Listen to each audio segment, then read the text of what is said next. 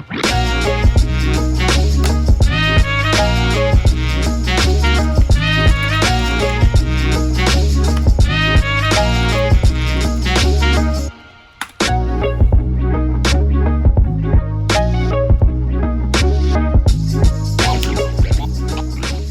guys, it's Simmersat. Welcome back to another video. Guys, it has been so long ever since I've made a long form video. As you probably noticed that I've been making a bit more short form videos and shorts for YouTube Shorts and TikTok for a while. And I really wanted to make a long form video again, so I decided to jump back into this once again. I'll probably upload a more detailed video on what happened to keep you guys up to date, and so stay tuned for that. But before I begin, make sure to like and subscribe as always, and follow my Twitter. And also don't forget to subscribe to my second channel. Anyways guys, I don't want to waste your guys' time, so I'm just gonna jump into the video. So in today's video, I'm gonna be reviewing the Steelseries Apex 5 mechanical keyboard. This retails for about $70 to $90, but I picked this one up on Amazon for around 70 bucks. Usually these cost around like 90 right now, but you could probably find something for even cheaper or even used. So when you open the box for the first time, you are presented with the keyboard itself.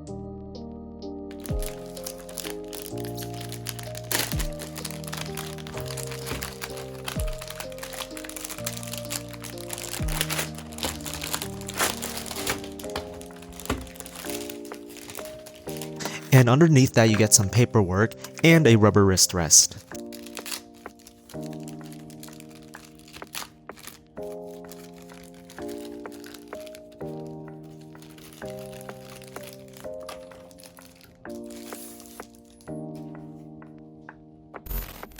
So first impressions of the thing, I really like its design. I feel like it's pretty premium, especially with this aluminum build quality. As you can see here, all of it around it is pretty much aluminum, even from the top, from here, and the bottom. It makes it feel like a more expensive keyboard, even though it's only around 70 to 90 bucks. And plus it gives it some extra weight to give it that more premium build quality, like what you get with most more expensive keyboards. With this in mind, it doesn't feel pretty cheap at all. Now these keycaps are going to be ABS, so as you can see, it's going to shine over time. I've used the hell out of this keyboard. These are the stock keycaps, but I also have aftermarket keycaps by HyperX, which are the pudding keycaps. I'm going to show that to you at the end of this video. And also I've been using this keyboard for around, a solid year or two or something at this point. As you can tell by the shine, I've been using the hell out of it. Another thing you'll notice is this little display on the top right corner. Now this is pretty much one of the main features that stands out of every different other keyboards. The screen is OLED, but it's monochrome, so there's going to be no color. But this screen can display very useful information, which I'll get into in a little bit. You also get a scroll wheel, which you can use to control your volume, and it's clickable as well. I mainly just use it for the volume and the clicky part. I just barely don't use it at all, or not even anything. And there's an extra button below that, which is used to access your keyboard settings through the screen and play and pause any media. Pretty neat, not gonna lie. The main features of this keyboard would be, the switches and the screen. Let me go over the switches first. This keyboard features a hybrid style switch, which combines mechanical and membrane. According to Steelseries, this combination provides the smoothness of a membrane switch, but with the added durability, performance, and satisfying tactile click of a blue mechanical switch. Honestly, I don't know where the hell they're getting the smoothest part of the membrane, but I'm telling you, I used a membrane keyboard, it was... From my use with this, it just feels like a normal mechanical switch to me. Like I said, as someone who used a membrane keyboard before, usually membrane keyboards are really cheap feeling. They are not smooth, they're pretty mushy, and they're kind of pretty trash to type on.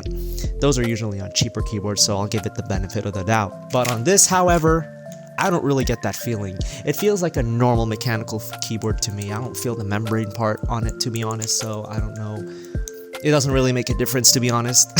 It literally just feels like every other clicky switch, just like, Cherry MX, Kalebox, and...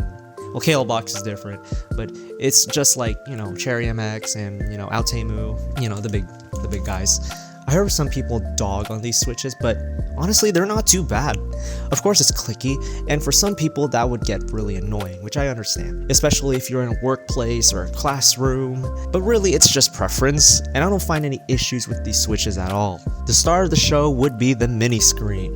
The mini screen is an additional feature on this keyboard for aesthetics and information. From here, you can adjust the keyboard settings without the need for the software. You can adjust things like your lights and your profiles. The profiles are the effects that you set and save on different profiles if you would like to switch between your custom effects easier. You can even set them automatically to activate when you are in a certain game as well. The software that uses is Steelseries GG, a software used for other products with SteelSeries. It comes with even more features to customize your keyboard and also additional software for games and other programs. There are some really cool apps included in GG. For example, a system monitor for the mini screen, which I mainly have set on my keyboard. This displays information such as the CPU, GPU, RAM, and your CPU and GPU temps. You can even configure this keyboard for Discord, which I find pretty cool. Things like notifications, voice channels, mutes, and more can be displayed on either the lights on the keyboard or on the screen. There is also a really cool app where you can upload any GIF you like and it will display it on your keyboard. Pretty neat. You can also do little edits as well if you like. Another cool app that is on here is the audio visualizer. It's just an audio visualizer that is displayed through the lights on your keyboard, which is pretty neat. Last but not least, there's also a select few games that can display information right on your keyboard. You will have to install a mod for this. I will upload a tutorial on this later, but simply install the game since Minecraft mod on Java, and you will be able to have at it. One final useful feature on the software is called Moments, which I use a lot, which is pretty cool when I'm trying to send clips to my friends. Basically, by hitting a shortcut, by default it's Alt-S, it'll save a recording of the past 1 minute in the game you're playing. This is a very useful feature if you want to share those epic Fortnite clips to your friends. You can even add GIFs and text as well. Add a little fun to it. Now for the long-awaited part, the sound test.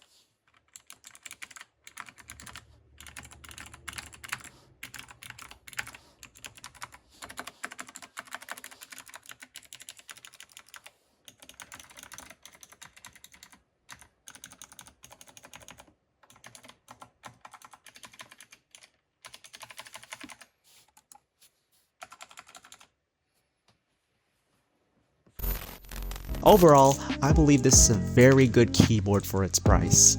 It brings to the table with really great features and a unique one being the OLED screen.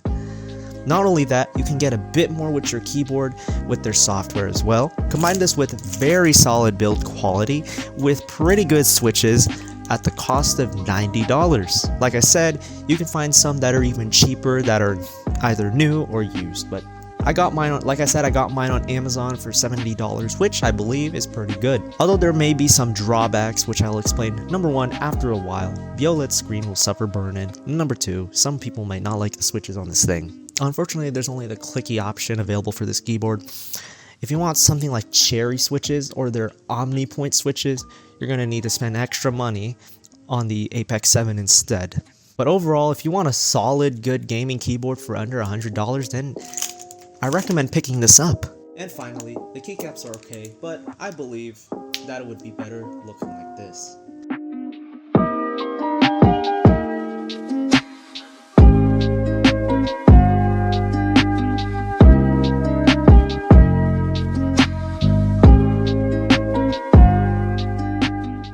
Anyways guys, thanks for watching this video. I really hope you enjoyed.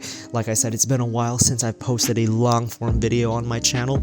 I'll make a video explaining what happened, but I hope to make more like this very soon. But yeah guys, thanks for watching. Leave a like if you enjoyed. Make sure you subscribe and comment. Follow my second channel and my Twitter.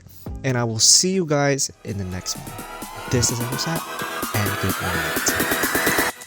night.